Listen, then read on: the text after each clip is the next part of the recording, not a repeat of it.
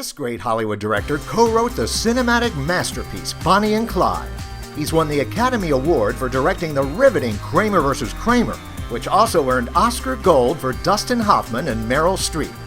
Known as an actor's director, he's worked his screen magic and gotten pitch-perfect performances from such greats as Paul Newman in Nobody's Fool, Nicole Kidman and Anthony Hopkins in The Human Stain, and Sally Field, who won Best Actor for her heartfelt portrayal in Places in the Heart.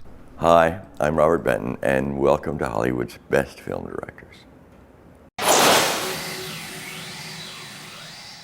When I was, 7, and I got the first book in school to read that was a book, not a kind of Pat the Bunny book. I was so excited. I wanted to read, I wanted to be smart so much. And I opened that book, and I don't know how long it was open. I remember where I was, I remember the light in the room, I remember the smell of cooking coming from the kitchen. And when I closed that book, I knew that I was stupid. I don't mean that I felt stupid, like you do something you feel stupid. I mean that it was like being diagnosed with a terminal illness. It was never going to change. That I couldn't read for more than a minute without something going off in me, and I couldn't maintain concentration. What I found out is that I could draw and maintain concentration for a long period of time. It's like a left brain, right brain issue. And so, in order to feel good about myself, I drew and I drew and I drew and I drew. And if you do something enough times, you get reasonably good at it, whether you have talent or not. And when I was in high school, we were living then in a small town in Texas called Waxahachie. And my father, who had only gone to the 4th grade in school, was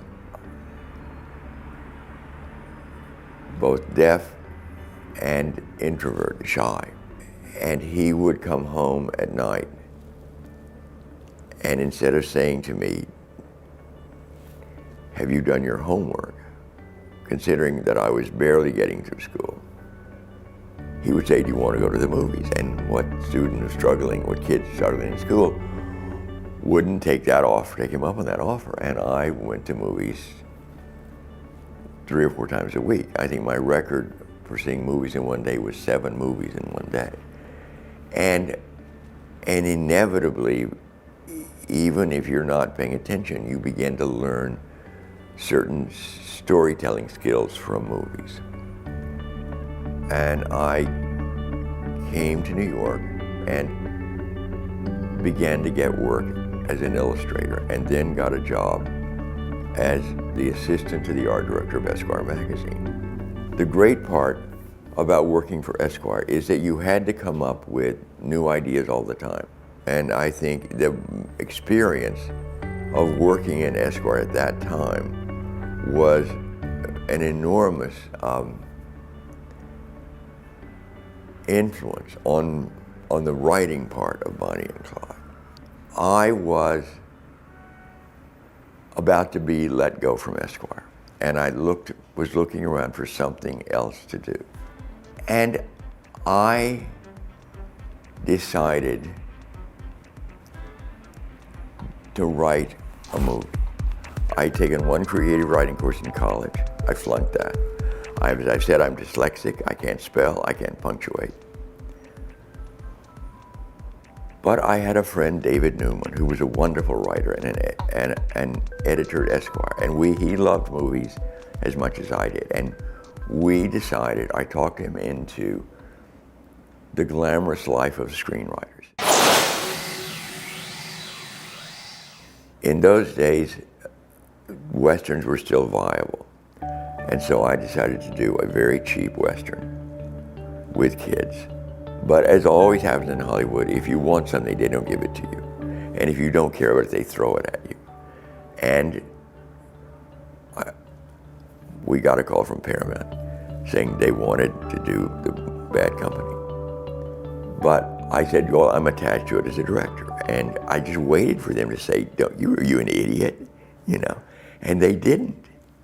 And I said, you know, that's what it is. They said, have you ever had any experience with actors? I said, no. I kept feeding them lines and they wouldn't pick up on it. And finally they came back and said, would I do a screen test? In the meantime, doing a draft of What's Up, Doc with Peter Bogdanovich. At the end of doing that draft of What's Up, Doc, I went off to do this test. And action. I got to the set, and after maybe an hour, I thought, if I don't do this the rest of my life, I'll kill myself. And how I could have gone through that change in such a short time. It had nothing to do with power. And it had nothing to do with creative control. What it did have to do with is that sense of a family on a set. The family that's a crew of a movie is a very powerful, if dysfunctional and temporary family. And most of my movies have been about family. And I think that is what pulled me into making movies. That I thought, if this is a family, I can learn, I can do that. And they let me do Bad Company. I think the first moment of recognition can be on that side. This is clear of it. Okay. So we're okay. I remember the first day of shooting Bad Company, my first film as a director. I did not know what I was doing. And believe me, I wasn't the only one on that picture who knew I didn't know what I was doing. But I thought, again, I can learn. I just have to put one foot in front of the other. And if I make a mistake, listen to somebody when they say I've made a mistake and go back and do the best I can. And that's all I can do.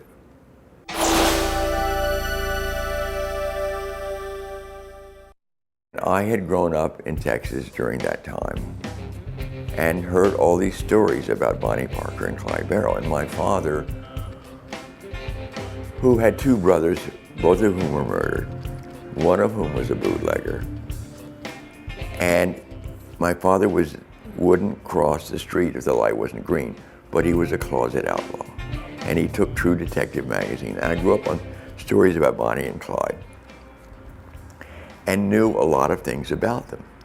And we decided to write a film about, a new wave film about Bonnie Parker and Clyde Barrow. And it was really influenced a lot by Truffaut. And it came out of Breathless. And the day we started to sit down and do an outline on it, Peter Bogdanovich was doing a monograph for the Museum of Modern Art on Hitchcock. And his Hitchcock monograph is brilliant, as is his Hawks monograph. He asked us to do a screening of Rope. And we stopped working on the outline, went to see Rope, came back and finished doing the outline. And it was turned down by virtually every studio and every director in this country. And we had director approval. We got very little money for it, but we had director approval. Finally, the phone rang one Saturday morning, and it's Warren Beatty, and who I'd known slightly. He said he'd heard about this screenplay from Truffaut, and I said, fine, I'll drop it off at your hotel. He said, no, I'll come by. And showing how little I knew Warren, I thought that meant he'd come by in the afternoon. And my wife was in blue jeans and with no makeup and her hair in rollers, and I neglected to say to my wife, Warren Beatty's on his way over here. And 10 minutes later, the doorbell rang, and my wife answered the door thinking it was a super, and there was Warren. She almost never spoke to me again. Warren read it, and after about half an hour, he called back and said, I want to do it. I said, what page are you on? He said, 27. I said, call me back when you get to page 48. And he called back and said, I finished, I still want to do it. And he got it, and he got Arthur Penn to do it. It was a great collaboration, and that included Warren and Arthur and Dee Dee and David and me, and Bob Town was enormously influential and valuable in that picture. A great example of working with actors is in Places in the Heart. We were rehearsing in an old gas station next to this motel where we were staying, and it had been fitted so there was a rehearsal area, and it was where people had lunch when we broke from into morning rehearsal to the afternoon rehearsals. And Malkovich and Sally were rehearsing this scene in which she's in a bathtub, and he comes in, he's blind, he comes in, and he does not realize that she's naked. When I wrote this scene, it's to put you in a situation in the audience where you felt his blindness. And we were rehearsing it, and they were sitting Sally was sitting in two chairs facing one another. And we'd rehearsed it 2 or 3 times. And in the original scene, the way I wrote it, he comes and goes in without ever realizing that she's naked. And we'd done it, and it was fine. I said, okay, let's break. And Malkovich said, can we do this again? And I said, John, it's fine. He said, can we please do this again? I said, he's a smart actor, let's do it again. And by then, everybody had gathered in the room where they were just about to have lunch.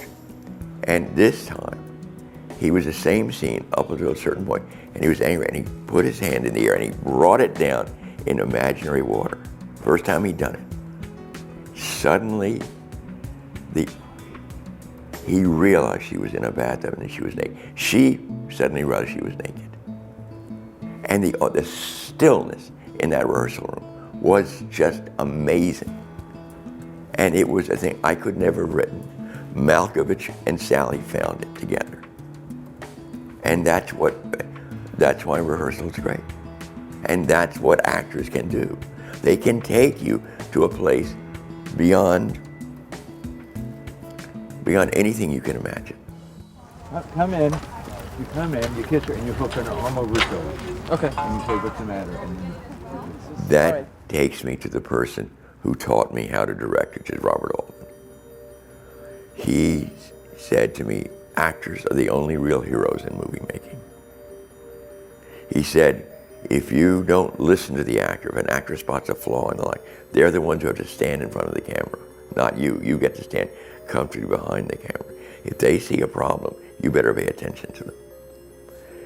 He also said, movies are written in the camera, not on the typewriter, which is incredibly true. And he said, editing is your last chance to rewrite. He was an enormous influence on me. As a writer, I was very mistrustful. In my first picture, Bad Company, I tried to direct the actor. I tried to direct the table at which the actor sat. I tried to direct the food at the table. I tried to direct the cloud in the sky behind. Over the years, I've learned that the less directing you do, the better off you are.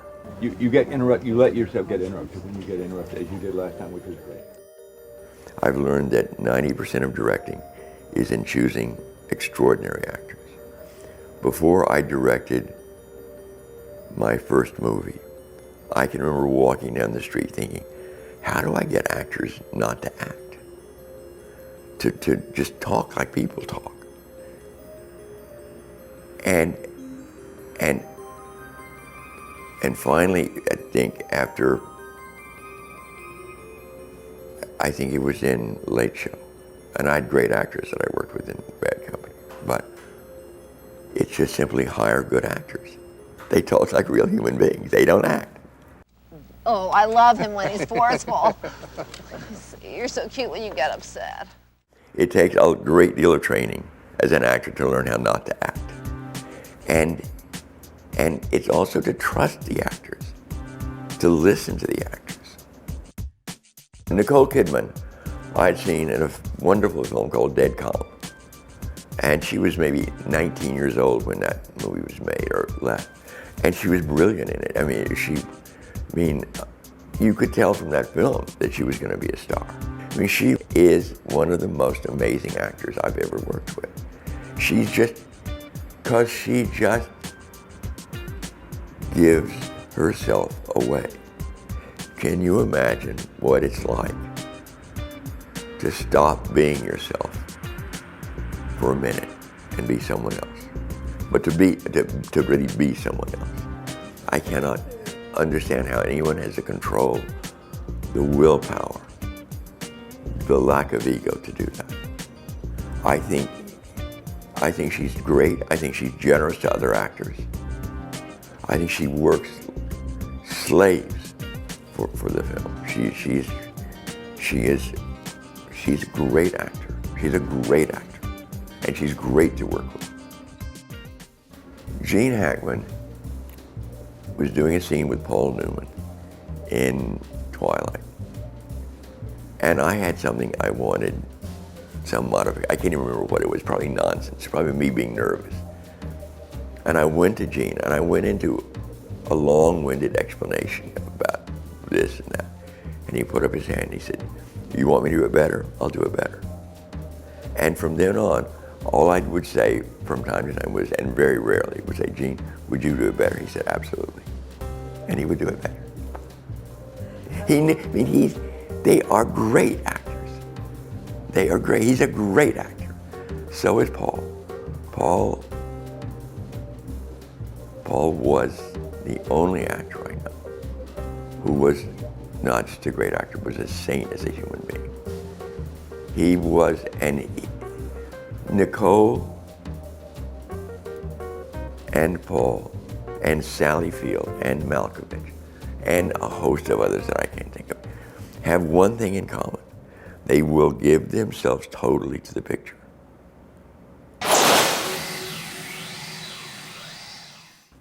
I lived in New York in those days on 49th Street between 2nd and 3rd Avenue with 2 roommates. Across the street was a brownstone in which Katharine Hepburn lived. On 3rd Avenue between 50th and 51st Street was a theater called the Beverly Theater. I would get there for the last show of plays. One evening, when the lights went up, there were 4 people in the audience. One of them was Katharine Hepburn. That was great. That was great. Developing a small bar. In working with the child actor on Kramer versus Kramer, I felt that the actor could not take direction from 2 people. He had one father. That had to be Dustin. Whenever I had a note, I would give it to Dustin, who would give it to the boy. But Dustin did a lot of the directing of that boy. Dustin, the credit due to Dustin in that film is enormous, okay? As an example, in the scene where there's this big fight between Billy and Ted Kramer about food, it was originally a Salisbury steak. The morning of this shooting, Dustin came to me and said, "Don't say no until you've heard me out." So he and Justin had rehearsed it, and he did the ice cream scene. It was not the Salisbury steak. The dynamics of the scene were different. The underlying point was exactly the same. And I would have been insane not to take that scene. It was brilliant. We just shot it. Meryl, from the beginning, it was obvious was a brilliant actor. And early on, I said, there's a scene I've written in the courtroom. It's her big speech. I want to make the same point I've made, but I feel like I've written it as a man. You take this speech that I've written and write it as a woman. She said, "Sure." I went on, I completely forgot that I'd said that to her, completely, The morning of shooting it, we were by then 2 weeks away from finishing the picture. We were exhausted. she came and she said, here's the scene you wanted me to rewrite. I thought, oh God, what have I done? It's gonna be, well, I'm gonna lose a friend, we're gonna lose the day of shooting, she's gonna be upset. And I read it, and what she wrote was maybe a third too long, but it was brilliant. We just cut out some things because it was too long, but not the point of it. And in it, the most telling part of it was, I'm his mommy, I'm his mommy. I could never have written that. And that's a speech, that's a scene that Meryl wrote. She took the points I wanted to make, but it's Meryl's speech. And I think when you have actors that you can trust, when you have an actor's worth working with, they're worth listening to. The first movie I can remember falling in love with was a movie called Gene Autry and the Radio Ranch. And its influence on me is huge because it's a Western that's also a musical, that's also a science fiction movie. And in movies that I've done, I've tended to cross genres or blend genres together, sometimes more successfully than others, or sometimes less successfully than others. And it's been, that was an influence, not in the way I expected it to be. I wanted to go back and make a film about what my childhood was like for my son who'd grown up in New York City.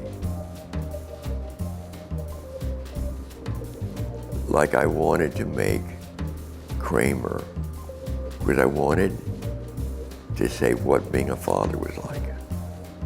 And my favorite moments in Kramer, and I have no favorite picture in that sense, but my favorite moments in Kramer are the moments in which the father and son are used to living together.